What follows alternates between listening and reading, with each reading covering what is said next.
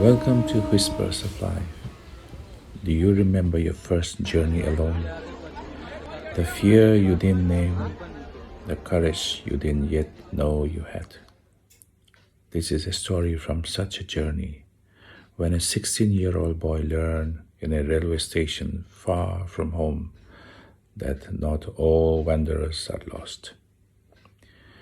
A year before my father died, my mother sent me to a convent school, one of the best in our town. After his death, books became my closest companions, while many around me dreamt of becoming something grand, doctors, engineers. My dreams quietly changed shape. I wanted to study well, to earn, to feed my family. Insecurity wrapped itself around a young boy's heart. Survival became ambition. By the time I appeared for my 10th examination, loss visited us again. My maternal grandfather passed away a year after a stroke had slowly taken him away from us. Those were uncertain years. Exam results came late. Pre-university courses were abolished. Very few schools offered class 11 and 12. Opportunities shrank. Fear grew. And yet, somewhere inside that fear, a strange courage stirred. One day I told my mother I wanted to study in Delhi. I don't know how she found the strength. I don't know how she arranged the money, but she agreed. Faith often arrives quietly, wearing the face of a mother who believes more in you than you believe in yourself. With borrowed hope, my grandmother's younger brother took me to Delhi. We stayed at Manipur Bhavan and went from school to school, DPS Arkepuram, DPS Mathura Road.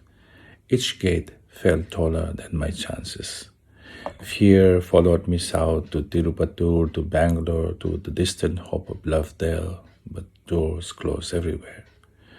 With no option left, I prepared to return home alone. I was 16. That night, I made a promise to myself.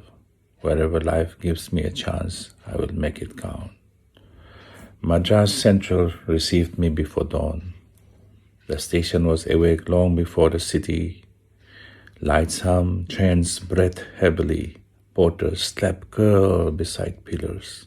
The air smelled of iron, tea, old journeys, and something else, uncertainty. My luggage was heavier than my body. Bags filled not just with clothes and books, but with fear, expectation, and the quiet weight of a family waiting back home. There was nowhere to go, no one to call, nothing open. Hunger knocked softly. I ignored it. A railway guard stood nearby. I requested him almost apologetically to keep an eye on my luggage while I stepped away. He nodded, neither kind nor cruel, just present. I returned with a packet of potato chips and a small fruit juice, enough to silence the stomach, not enough to comfort the heart.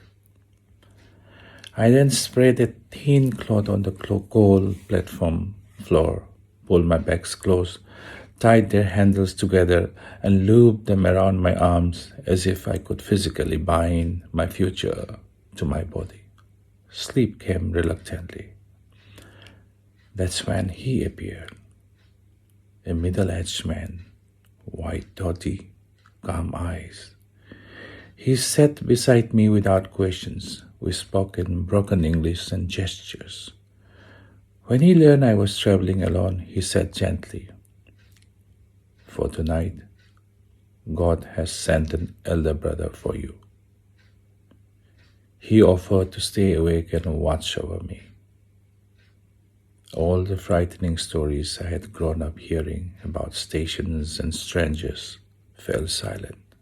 I slept, deeply, unguarded. A hand shook my shoulder. "It's morning," he said. "My train has come." Blue dawn hovered over the platform. I thanked him, awkwardly, insufficiently. He adjusted his dhoti and disappeared into the moving crowd. I never learned his name, but I believe he was exactly who he said he was. Then the song began. Floating through the station noise came an old Mukesh melody. Awara Hoon, Awara Hoon. It startled me, not because it was loud, but because it was familiar. One of my uncle's favorite songs. A man in his 40s stood singing and begging. The crowd passed him as if he was invisible. I prayed silently, "Please don't come towards me." He did. He sat beside me, finished the entire song, and smiled. He spoke fluent English, strangely very fluent, asked where I came from, whether I had run away from home. I knew something was off, but loneliness can make suspicion polite. He asked for tea. I gave him 2 rupees. Watched him return with 2 cups. We drank. He spoke of languages he knew, places he had seen, then asked for my Frontline magazine that I had in my hand. I knew I wouldn't get it back, yet I handed it over. Soon someone from the crowd shoved him away, shouting that he was a thief. They turned to me, voices sharp with concern and anger. "Are you alone? Is this your first journey? Don't you know you could have been drugged?" Fear returned, heavier than my luggage. The man came back once more after some time. This time, alcohol clung to his breath.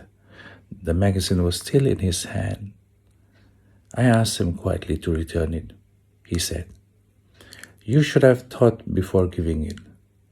Something stirred inside me. I replied, "If you are hungry, eat something solid, not that liquid." He laughed and walked away. And I sat there, wiser, sadder, stronger. When the train finally arrived, I was ready, not fearless, but no longer fragile.